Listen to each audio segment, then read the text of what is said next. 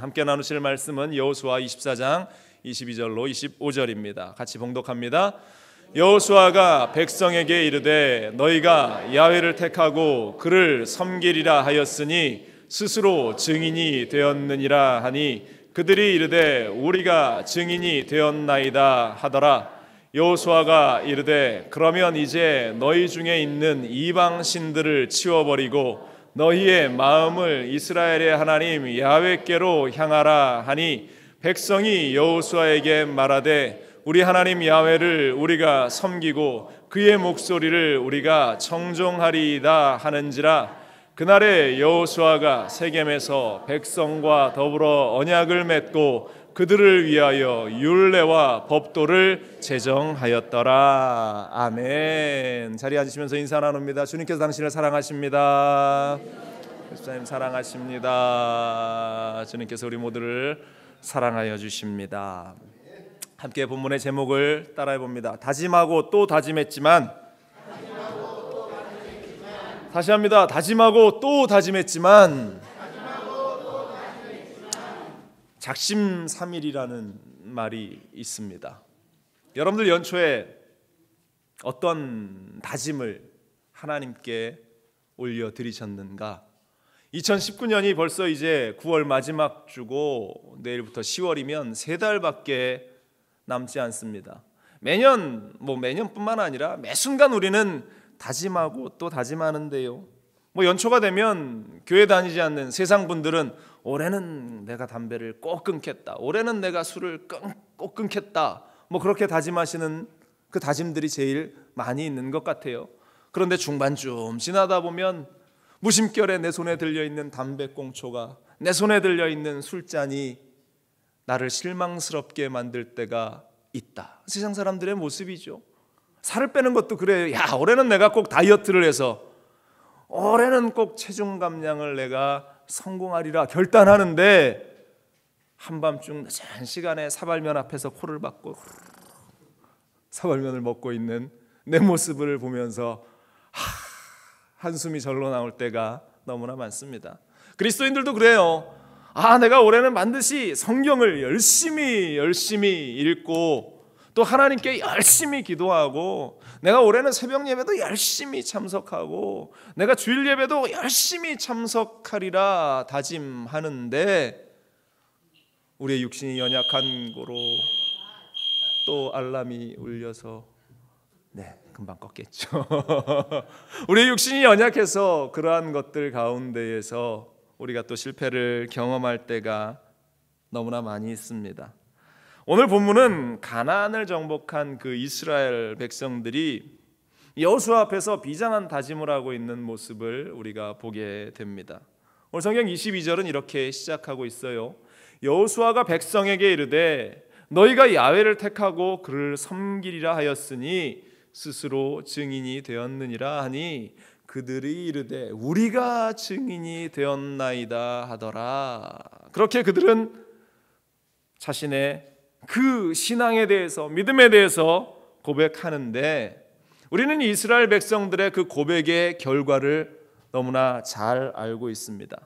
저렇게 비장한 결단을 했던 그 이스라엘 백성들이 가나안을 차지해 나아가고 또한 정복해 나가는 과정들 가운데에 그들은 너무나 쉽게 하나님을 등지고 하나님을 배반했던 그 모습을 우리가 발견하게 되죠. 25절에 그들은 맹세했습니다. 그날에 여호수아가 세겜에서 백성과 더불어 언약을 맺었고 그들을 위하여 율례와 법도를 제정하였더라. 그들을 위해서 룰을 만들고 그들을 위해서 하나님 앞에 서도록 여러 가지 제반 장치들을 걸어놓고 약속을 했는데, 그런 비장한 약속은 얼마 있지 않아서 흐지부지 되어 버리고 그들은 하나님 앞에 범죄한 모습으로 서 있었다라는 것입니다. 사사기 2장 7절은 그 모습에 대해서 이렇게 먼저 이야기하는데요. 백성이 여호수아가 사는 날 동안과 여호수아 뒤에 생존한 장로들, 곧 야훼께서 이스라엘을 위하여 행하신 모든 큰 일을 본 자들이 사는 날 동안에 야훼를 섬겼더라 라고 기록하고 있어요. 바꿔서 우리가 유추해서 생각하면 여호수아가 죽고 가나안을 정복했던 그 세대들, 그 장로들 이끌어가는 자들이 죽고 난 후에는 그 이스라엘 백성들이 하나님과의 약속을 잊어버렸다라는 것을 반증하면서 사사기는 우리에게 말씀하고 있다라는 것입니다. 여호수아가 죽은 후에 이 여호수아가 그렇게 우려했던 그 일이 이스라엘 백성들에게 일어났다라는 것을 의미하고 암시하고 있는 그러한 말씀인 것입니다. 사사시대로 불리는 하나님을 알지 못하는 다른 세대들이 일어나기 시작하면서 이스라엘의 역사는 암흑기였다. 사사기의 시대를, 사사의 시대를 그렇게 평가하는데요, 사사시대의 그 모습을 단적으로 표현하는 성경 구절이 사사기 17장 6절입니다. 사람마다 자기의 소견에 옳은 대로 행하였더라. 바로 이것이 사사기를 대표하는 그러한 그 시대의 모습을 그리고 있는 성경 구절입니다. 정복전쟁 당시 여호수아 앞에서의 그 다짐과 언약은 잊고 자기들 마음대로 살아갔다라는 것입니다. 쉽게 말해서 지들 마음대로 신앙생활하고 자기들 마음대로 그렇게 삶을 살아가고 자기 멋대로 인생을 살아가는 사람들로 바뀌어졌다라는 사실을 말씀하고 있는 것이에요. 어찌 보면 오늘날 우리의 시대와 너무나 닮아 있는 모습을 보게 됩니다. 어찌 보면 지금 나의 신앙과 너무나 흡사하게 매칭이 되고 있는 모습을 발견하게 됩니다. 다짐했는데, 그렇게 또 다짐했는데 너무나 쉽게 잊어버리는 그 모습, 그것이 지금 이 자리에 있는 저와 여러분들의 모습은 아닌가. 그런데 여러분들, 우리가 이대로 포기할 수는 없습니다. 오늘 우리는 다시 내 마음대로의 신앙을 버리고 작심삼일이어도 좋습니다. 다시금 우리가 믿음을 결단하고 다시금 우리가 하나님 앞에 서기를 다짐할 수 있는 오늘 이 시간이 될 수 있기를 주님의 이름으로 간절히 축원을 드립니다. 우리 옆에 분들하고 인사 나눌까요? 우리 다시 결심합시다. 인사 나누세요. 다시 결심합시다. 그렇다면 백성들이 여호수아와 함께 결단했던 그 결심은 무엇이었는가? 오늘 우리가 생각해 보기를 원하는데요, 첫 번째로 이것이었습니다. 야훼 하나님을 택하리라고 한 다짐이었습니다. 따라합니다. 야훼 하나님을 택하리라고 한 다짐. 하나님만을 택하겠다라고 했던 다짐이었어요. 22절 다시 봅니다. 여호수아가 백성에게 이르되 너희가 야훼를 택하고 그를 섬기리라 하였으니 스스로 증인이 되었느니라 하니 그들이 이르되 우리가 증인이 되었나이다 하더라. 그들의 고백입니다. 그들이 이렇게 하겠다라고 비장한 다짐을 보였다라는 것입니다. 하나님께서 오늘을 살아가는 우리에게도 이러한 다짐이 있기를 원하고 계시는 줄로 믿습니다. 그러면서 그들이 약속했던 그 모습, 그날의 여호수아와 맺었던 그 언약, 제정했던 그 율법, 그들이 행하리라고 결단했던 그 모습, 그 모습을 가지고 나아가라고 말하는데, 앞서 말씀드린 대로 이스라엘 백성들은 그 모습을 다 잊어버리고 하나님 앞에 서지 못했다라는 것입니다.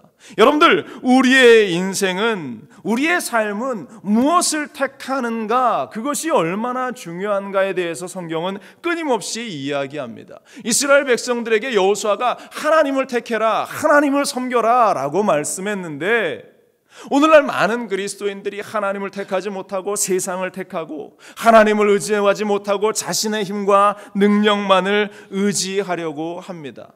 그러나 여러분들, 오늘 성경은 오직 우리 하나님, 야훼 하나님, 여호와 하나님만을 택하라고 우리에게 말씀하고 있는 줄로 믿습니다.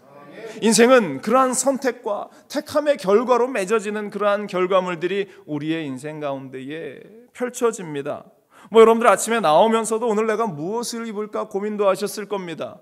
여러분들 직장 생활하면서 오늘 점심은 뭘 먹을까? 그러한 고민들을 우리가 늘 합니다. 그러한 고민들은 그닥 어려운 고민은 아닙니다. 우리가 결정해서 입고 먹고 마시면 되니까. 그런데 인생의 중요한 결정들 앞에 놓일 때가 있습니다. 결혼을 할 때나 또 사업 가운데 아주 중요한 무언가를 결정해야 하는 그 순간 앞에서 우리는 늘 주저하지 않을 수 없는데요. 성경에 보니까 아담이 선택한 그 결과에 대해서 성경은 그가 온 인류를 그 멸망의 길로 인도하는 시작이 되었다라고 그렇게 말씀하고 있어요. 아담이 선악과를 따먹기로 선택한 그 결과 우리의 인생이 죄악 가운데 놓이는 인생들로 전락해 되었다라는 것이죠. 그런데 하나님은 그렇게 하지 말라고 경고했습니다. 창세기 2장 16절 17절에 야훼 하나님이 그 사람에게 명하여 이르되 동산 각종 나무의 열매는 내가 임의로 먹되 선악을 알게 하는 나무의 열매는 먹지 말라. 내가 먹는 날에는 반드시 죽으리라. 하나님께서 반드시 그 열매를 먹으면 네가 죽을 거야. 그 열매는 선택해서는 안 돼라고 말씀하셨는데 이런 무시무시한 경고를 들었음에도 불구하고 선악과를 따먹어요.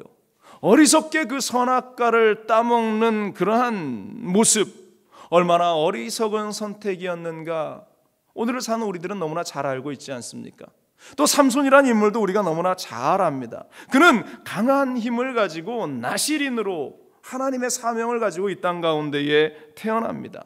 나실인의 규정은 이랬습니다. 사사기 13장 7절에 보면 포도주와 독주를 마시지 말며 어떤 부정한 것도 먹지 말라. 이 아이는 태에서부터 그가 죽는 날까지 하나님께 바쳐진 나실인이 됨이라 하더이다. 그는 이 삼손은 나면서부터 하나님께 택함을 받은 그러한 나실인의 모습으로 그가 태어났는데 그는 그 하나님의 말씀을 무시하고 여인의 유혹에 빠져서 세상의 즐거움에 빠져서 하나님이 하지 말라는 일, 포도주와 독주를 마시고 세상의 즐거움 가운데 취해 있다가 결국에는 눈알이 뽑히고 머리가 깎이고 힘을 잃고 나서야 그제서야 내가 잘못된 선택을 했구나 하면서 후회했던, 그리고 그 마지막에 온 사력을 다해서 그나마 사명을 감당했던 그 삼손의 모습을 우리는 기억합니다. 여러분들은 어떠한 선택을 하시겠습니까? 아담처럼 어리석은 선택, 삼손처럼 어리석은 선택을 하시겠습니까?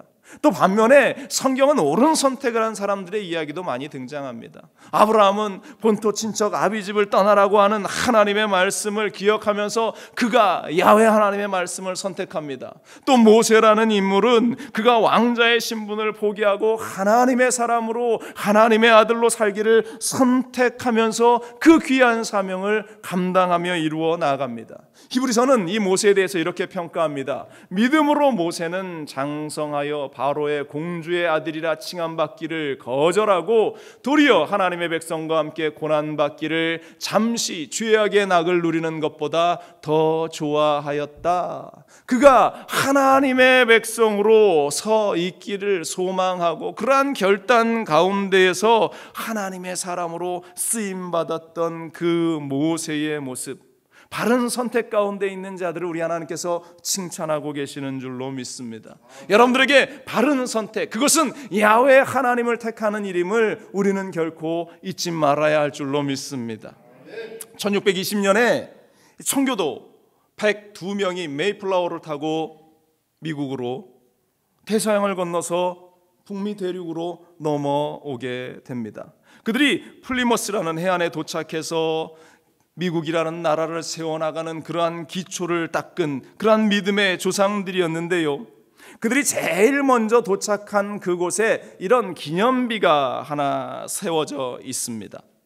그 높은 탑 내면에 네 사람의 모습이 그 밑에 조각이 되어 있는데요, 상징적인 것이 한 사람은 자유를 상징하고 또 한 사람은 법을 상징하고 또 한 사람은 도덕을 상징하고 또 한 면은 자유를 상징하는 그러한 교육을 상징하는 그 네 가지의 네 면에 이 미국의 기초를 이룬 정신적인 그러한 이슈가 그곳에 기록되어 있는데요, 그런데 그 제일 위에 한 여인의 동상이 우뚝 서 있습니다. 한쪽에 책을 한 권 들고 있는데요, 이것은 성경책입니다. 그 여인이 성경책을 들고 하늘을 향해서 손가락을 하늘을 향해서 가리키고 있는 이 동상이 이 네 사면 가장 위에 자리 잡고 있는데, 바로 이것은 자유민주 국가를 이루기 위해서 이 미국이 자유와 도덕과 법과 교육, 그 내면에 새어져 있는 기본적인 그 생각들이 필요하지만 그 위에 하나님의 말씀, 성경을 기초로 한 야훼 하나님을 섬기는, 경외하는 그러한 신앙이 이 모든 것들보다 더 우선된다라는 것을 강조하기 위해서 그러한 기념탑을 세워놓고 그것을 바라보면서 기억하라 라는 그러한 어떤 의미로 그 기념탑을 세워 놓았다고 합니다. 여러분들, 이 미국이라는 땅이 야훼 하나님에 대한 하나님의 신앙을 가졌기에 이 나라가 부흥한 나라가 된 줄로 믿습니다. 그러한 정신적인 기반이 있었기 때문에 하나님께서 이 나라를 귀하게 사용하신 줄로 믿습니다. 우리가 무엇을 선택해야 하는가? 이 미국 땅이 하나님에 대한 신앙을 선택했던 것처럼 우리가 야훼 하나님을 선택하는 삶, 선택하는 신앙이 우리 가운데에 있어야 할 줄로 믿습니다. 오늘 성경은 야훼 하나님만을 선택하고 그분만을 섬기라고 말합니다. 그리고 또 그분을 향하여 믿음으로 나아가라고 우리에게 다짐을 요청하고 있습니다. 하나님은 어떤 분입니까? 우리를 자유케 하신 분입니다. 그분은 죽을 수밖에 없는 우리 인생에게 새로운 생명을 허락하신 분입니다. 우리가 어머니의 복중에 있기 전부터 여러분들 한 사람 한 사람을 택하셔서 부르시고 우리에게 복 주시려고 우리를 인도하신 하나님이신 줄로 믿습니다. 여러분들 누구를 택하시겠습니까? 세상을 택하겠습니까? 세상의 영광을 택하겠습니까? 하나님을 택하는 여러분들 되시기를 주님의 이름으로 간절히 축원을 드립니다. 두 번째로 여호수아에게 백성들이 다짐한 것은 이겁니다. 따라합니다. 우상을 버리겠다고 한 다짐. 우상을 버리겠다고 그들은 다짐하고 있습니다. 23절은 이럽니다. 여호수아가 이르되 그러면 이제 너희 중에 있는 이방 신들을 치워버리고 너희 마음을 이스라엘 하나님 야훼께로 향하라 하니, 너희에게 있는 우상을 치워버리라고 이야기했고 이스라엘 백성들도 그러겠다라고 말을 했습니다. 하나님은 우상 숭배를 너무나 싫어하시죠. 오죽하면 하나님께서 10계명의 제1계명과 2계명 무엇이죠? 나 외에 다른 신을 섬기지 말라. 두 번째, 우상 숭배하지 마라. 출애굽기는 이렇게 기록하고 있습니다. 너는 나 외에 다른 신들을 내게 두지 말라. 너를 위하여 새긴 우상을 만들지 말고 또 위로 하늘에 있는 것이나 아래로 땅에 있는 것이나 땅 아래 물속에 있는 것에 어떤 형상도 만들지 말며 우상 숭배하지 말라고 하나님께서 말씀합니다. 오늘 본문에서 이스라엘 백성들에게 여호수아가 그렇게 촉구하는데 이스라엘 백성들 이구동성으로 다짐했죠. 우상 숭배하지 않겠습니다. 우상 숭배하지 않겠습니다. 다짐했는데 그 약속은 여전히 역시나 그리 오래 가지 않았습니다. 사사기 2장 11절과 13절에 보면 이렇게 기록돼요. 이스라엘 자손이 야훼의 목전에 악을 행하여 바알을 섬기며 바알의 우상을 섬기기 시작합니다. 13절에 곧 그들이 야훼를 버리고 바알과 아스다롯을 섬겼으므로, 그들이 바알과 아스다롯, 이 바알과 아스타롯인 가나안에서 이 가나안 백성들이 섬겼던 그 우상들인데, 이스라엘 백성들이 가나안을 점령해 나아가면서 얼마 있지 않아서 그들이 하나님을 버리고 하나님께 범죄하면서 우상을 숭배해 나가기 시작했다라는 것입니다. 그들이 여호수아와 함께 약속했던 그 약속은 어느덧 먼 기억으로, 아니 기억조차 나지 않는 그 일들로 다 그들의 머릿속에서 지워져 버렸다라는 것입니다. 여러분들, 우상 숭배가 무엇입니까? 여러분들에게 우상은 무엇입니까? 우리도 믿음을 가지면서 내가 우상을 섬기지 않겠다 여러분들 다짐하셨어요. 그래, 여러분들이 이전에 믿어왔던 그러한 수많은 우상이 되는 것들을 다 버렸는데, 여러분들, 우리가 간과하는 것들이 한 가지 있습니다. 우리가 우상이라고 하면 타종교에서 섬기는 어떠한 미신적인 요소들, 그러한 것들에만 우리가 눈을 맞추는데, 아니요, 그것보다 내가 살아가면서 하나님보다 더 우선시 여기는 것들은 성경이 다 우상이라고 이야기합니다. 내가 하나님보다 더 사랑하는 것들이 있으면 그 모든 것들이 다 우상이라고 성경은 우리에게 분명히 말하고 있어요. 여러분들 한번 곰곰이 한번 생각해 보십시오. 오늘 이 시간 곰곰이 여러분들 한번 묵상해 보십시오. 내가 더 사랑하는 그 무엇이 있는가? 내가 더 사랑하는 그 어떤 것이 있는가? 여러분들, 내가 하나님보다 돈을 더 사랑한다면, 하나님보다 내 주머니에, 내 지갑에 있는 그 돈 몇 푼이 더 중요하다면 그 돈은 여러분들에게 우상입니다. 내가 하나님보다 내 자녀를 더 사랑한다면, 내가 하나님보다 내가 낳은 내 새끼들이 더 소중하게 여겨진다면 그 자녀들이 여러분들에게는 우상입니다. 여러분들, 내가 가지고 있는, 내가 다 잃어버려도 이 자존심 하나만은 놓칠 수 없어 라고 하면서 살아가는 그 자존심이 여러분들에게는 우상이 된다라는 사실을 잊지 말기를 바랍니다. 여러분들, 돈도 내려놓고 자녀들도 내려놓고 내 자존심도 내려놓기를 주님의 이름으로 간절히 축원을 드립니다. 사단은 우리에게 세상의 성공을 이야기하고 세상의 권세와 재물을 가지라고 우리에게 이야기합니다. 그러면서 하나님께 나아가는 걸음을 포기하라고 이야기합니다. 하나님보다 우리가 성공하는 것이 먼저라고 이야기합니다. 하나님보다 내 자녀가 먼저라고 이야기합니다. 하나님보다 내 자존심이 먼저라고 이야기합니다. 사랑하는 여러분들, 그렇지만 우리는, 믿는 우리들이 기억해야 할 것은 내가 섬겨나가는, 내가 생각하는 그 우상들에 매여 사는 인생들이 아니라 여호수아 앞에서 이스라엘 백성들이 다짐했던 것처럼 내가 우상을 버리겠나이다, 우상을 버리고 야훼 하나님만을 섬기겠나이다, 그 다짐을 해나갈 수 있는 우리가 될 수 있기를 간절히 축원을 드립니다. 그런데요, 우리가 그러한 다짐만으로 이것을 지켜나갈 수 없다라는 사실을 우리는 너무나 잘 알지요. 가장 좋은 방법은 내가 가져왔던 그 우상의 자리에 우상을 다 몰아내어 버리고 그 안에 다른 것들로 채워나가야 하는데, 다른 것이 무엇인가? 바로 그것은 우리 주 예수 그리스도인 줄로 믿습니다. 다른 그것은 성령님인 줄로 믿습니다. 그래서 우리가 성령으로 내 안을 꽉꽉 채워나가야 하는 것입니다.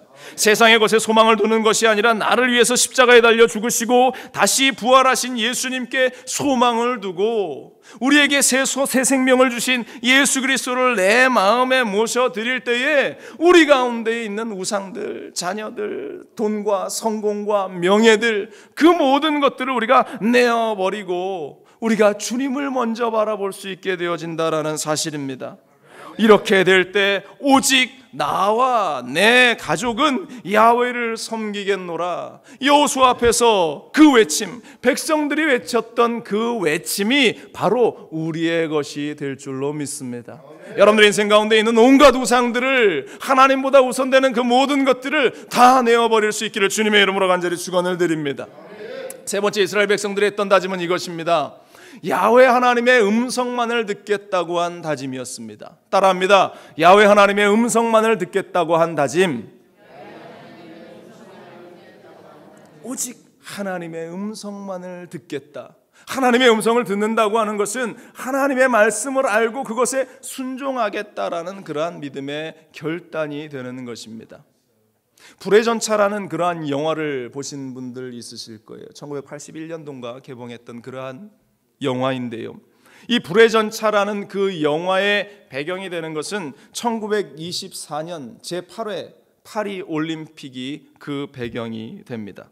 주인공인 스코틀랜드 출신의 에릭 리델이라는 그 사람, 이 사람은 100m 단거리 선수였습니다. 세계 최고였습니다. 영국 선수로 그가 이 단거리 100m 대표로 출전하게 됩니다. 많은 사람들은 당연히 이 에릭이 금메달을 딸 것에 대해서 전혀 의심하지 않습니다. 그런데요, 경기 일정을 통보받습니다. 대회에 나갔는데 이 예선전이 열리는 그 날이 주일날이었습니다. 이 에릭은 신실한 그리스도인이었습니다. 그가 경기 일정을 손에 들고 기도합니다. 하나님, 이 날이 주일날입니다. 하나님 어떻게 하면 좋겠습니까? 그런데 그 마음 가운데에 결단이 섭니다. 내가 주일날을 범하면서까지 세상의 성공을 위해서 금메달을 따기 위해서 굳이 대회에 나갈 이유가 없다.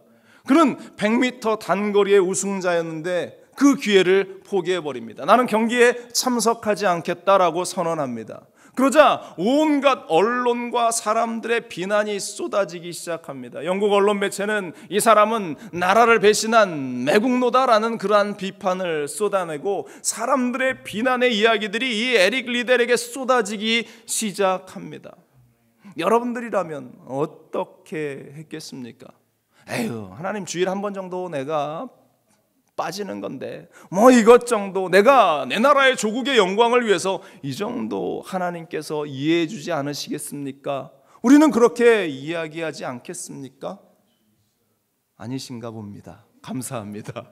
우리 순복음중앙교회 성도들은 그런 분들이 아니다. 이 에릭 리델은 과감하게 그 금메달을 포기합니다. 사람들의 비난도 기꺼이 감수합니다. 그런데 며칠이 지났는데요, 400m 그 중거리에 나가야 할 선수가 부상이 생겨서 나갈 수 없게 되었다라는 통보를 받습니다. 그래서 이 에릭에게 네가 나가보겠니? 라는 제안이 감독을 통해서 주어집니다. 그런데 100m 단거리 선수가 400m를 달린다는 것은 불가능한 일이고, 그리고 그가 이 여태까지 달려본 그러한 기록이 메달권 안에도 들 수 없는 그러한 초라한 성적이었습니다. 그럼에도 그는 그 이야기를 듣고 400m를 나가기로 결심하죠. 그리고 경기 당일날 그가 출전합니다. 그런데 놀랄 일이 벌어집니다. 수많은 우승 후보들을 제치고 이 에릭이 400m 결승을 통과하면서 그가 금메달을 목에 걸게 됩니다. 많은 사람들이 환호합니다. 도저히 불가능한 일이 일어났다라고 그렇게 흥분했습니다.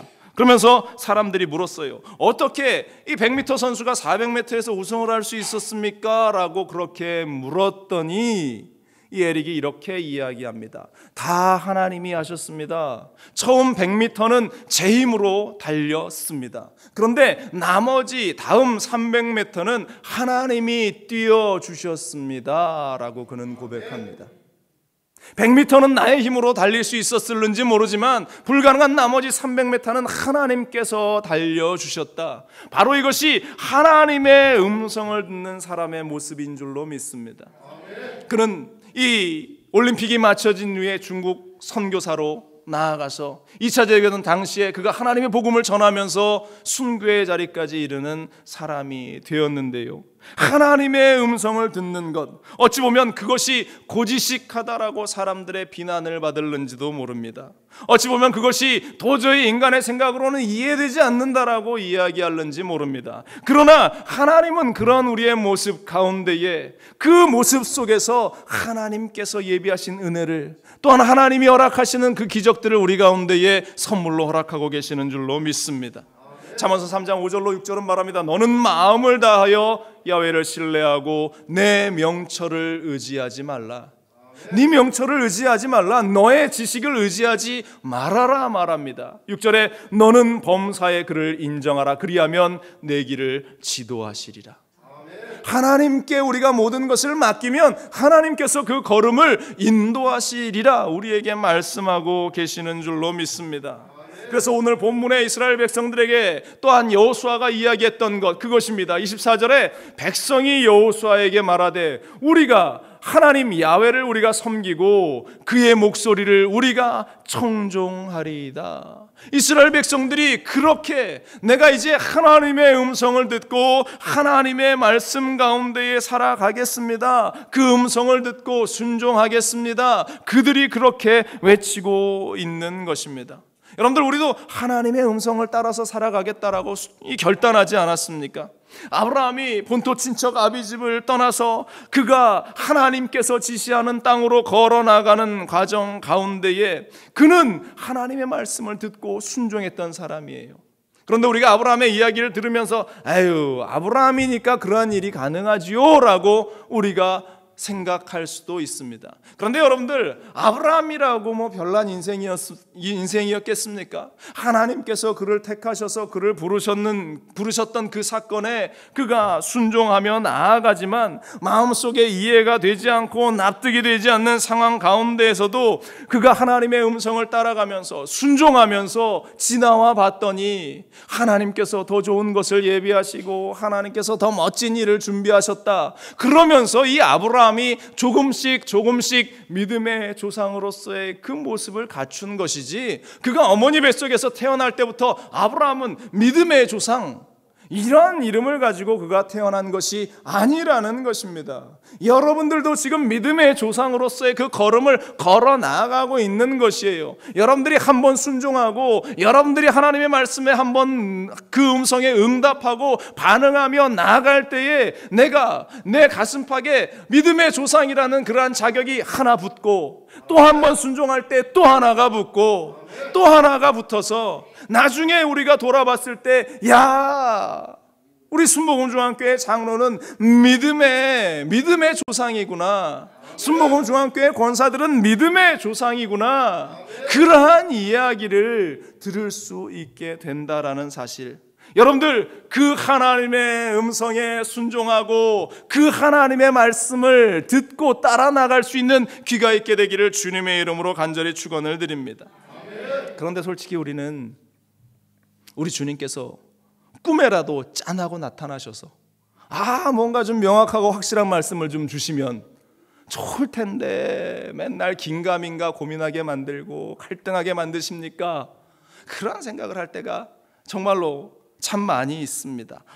주님께서 나타나셔서 환상으로 나에게 멋지게 좀 말씀해 주시면 내가 주저하지 않고 그 말씀에 순종할 텐데, 그런데 여러분들, 우리가 좀 더 멋진 그리스도인이 되려면, 좀 더 멋진 하나님의 자녀가 되려면 우리가 하나님의 마음을, 우리 주 예수 그리스도의 마음을 간파할 수 있는 사람이 되어야 하지 않겠습니까?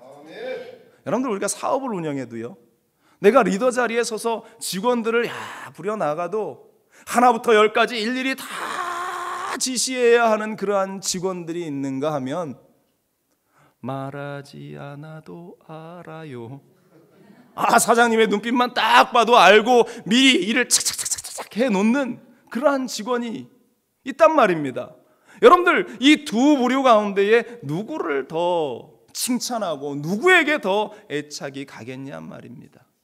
우리 남자분들은 군대 다녀오셔서 잘 아실 거예요. 군대의 속어로 이런 말이 있습니다. 국방부 시계는 거꾸로 돌려놔도 간다.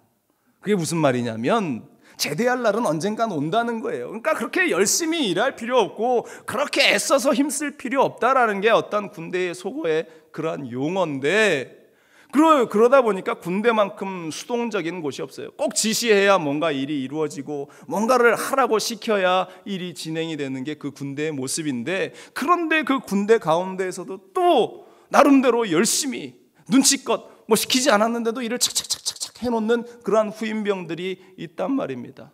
선임병들이 자기는 그렇게 하지 않았었을지라도 그러한 후임병들을 보면서 빠릿빠릿하구나, 역시 눈치가 있구나 하면서 그 후임병을 칭찬한단 말입니다. 사람도 그럴진데, 사람도 그런데 우리 하나님은 어떻겠어요? 우리가 기도하면서 말씀 읽으면서 우리가 믿음을 지켜나가면서 하나님의 마음을 우리가 환상으로 보지 못하고 우리가 어떠한 하늘이 울리는 음성으로 듣지 못하였을지라도 하나님의 그 마음을 우리에게 주시는 그 잔잔한 감동을 우리가 간파하고 하나님의 음성을 우리가 깨달아 알고 말씀을 통해서 주시는 그 하나님의 마음을 우리가 발견하면서 주저없이 그 길을 걸어 나간다면 얼마나 하나님께서 우리의 인생을 이뻐하시고 기뻐하시고 우리에게 너는 정말로 내 마음을 흡족해 하는 그러한 사람이다, 우리 하나님께서 칭찬하지 않겠습니까? 다윗이 그런 사람이었어요. 다윗이 그러한 사람, 다윗이 하나님의 마음에 합한 사람이었다라고 성경은 그를 그렇게 칭찬하고 있습니다. 하나님의 마음을 그가 쏙 알아서, 그가 많은 실수도 했어요. 완벽한 사람이 아니었습니다. 그가 음란한 가운데에도 죄를 짓기도 하고 사람을 너무나 많이 죽이는 그러한 죄를 짓기도 한 것이 다윗의 모습입니다. 그럼에도 불구하고 하나님께서 그를 마음에 쏙 들어하신 그 이유가 어디에 있는가? 다윗이 하나님의 마음을 너무나 잘 알았고 하나님이 원하시는 것이 무엇인지 알아서 그가 하나님의 말씀에 반응하고 하나님이 원하시는 일들에 반응했기 때문이라는 사실입니다.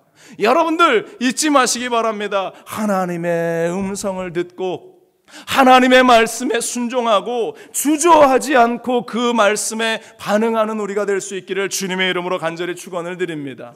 하나님께서 분명히 우리에게 말씀을 주세요. 마음 가운데 감동이 일어날 때가 막 있습니다. 때로는 하나님이 나에게 기도하라고 메시지를 주실 때도 있어요. 때로는 하나님께 나에게 금식하라고 메시지를 주실 때도 있습니다. 그러면서 우리가 내가 기도해야 될 때가 됐는데, 내가 금식 한번 해야 될 때가 됐는데 라고 하지만 때가 되었는데 라고 하고 그냥 지나쳐버릴 때가 우리가 얼마나 많은지 몰라요. 하나님께서 나에게 사인을 주시고 음성을 주시는데 여러분들 그것을 그냥 흘려보내지 않기를 주님의 이름으로 간절히 축원을 드립니다.